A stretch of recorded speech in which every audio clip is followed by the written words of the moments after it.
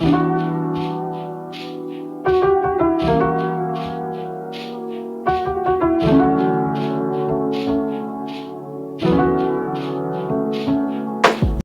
دفعہ کا ذکر ہے کہ جادوئی جنگل میں ایک یونیکورن رہتا تھا۔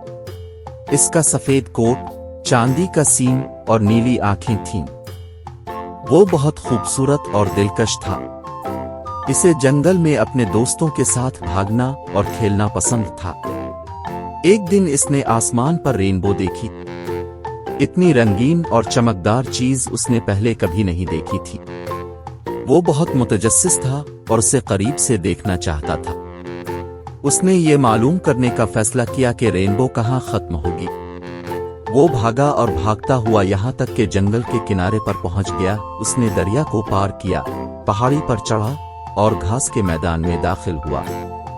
اس نے دیکھا کہ رینبو قریب ہے، لیکن پھر بھی اس کی پہنچ میں نہیں ہے۔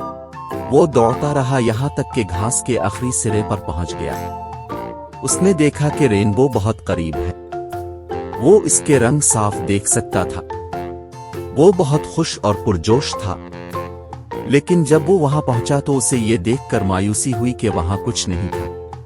سونے کا کوئی برتن، کوئی خزانہ، کوئی جادو نہیں، بس ایک خالی جگہ۔ اس نے اداس اور الجھن محسوس کی۔ اس نے سوچا کہ اس نے اپنا وقت اس چیز کے پیچھے کیوں ضائع کیا جس کی کوئی قیمت نہیں تھی۔ وہ مڑ کر واپس اپنے جنگل کی طرف جانے لگا۔ لیکن پھر اس نے ایک آواز سنی، ہیلو یونیکورن۔ اس نے نظر اٹھا کر دیکھا کہ رینبو سے آواز آئی۔ وہ حیران اور خوفزدہ تھا۔ اس نے کہا، تم کون ہو؟ تم کیا ہو؟ رینبو نے کہا، میں ایک قوس قزح ہوں۔ میں ایک قدرتی واقعہ ہوں جو اس وقت ہوتا ہے جب سورج کی روشنی ہوا میں پانی کی بوندوں کے ذریعے منعکس ہوتی ہے اور ان سے انحراف کرتی ہے۔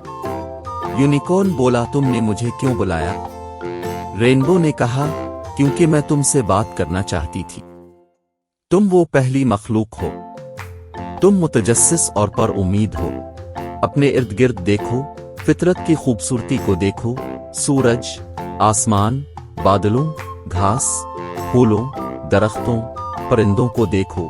اپنے آپ کو دیکھو، اب کے دوست ہیں جو اب سے پیار کرتے ہیں اور اب کا خیال رکھتے ہیں۔ یونیکورن کو احساس ہوا کہ رینبو ٹھیک کہہ رہی ہے۔ مجھے کسی اور چیز کا پیچھا کرنے کی ضرورت نہیں ہے۔ اس کہانی کا اخلاق یہ ہے کہ خوشی ایسی چیز نہیں ہے جسے آپ باہر تلاش کر سکتے ہیں، بلکہ وہ چیز ہے جسے آپ اپنے اندر محسوس کر سکتے ہیں۔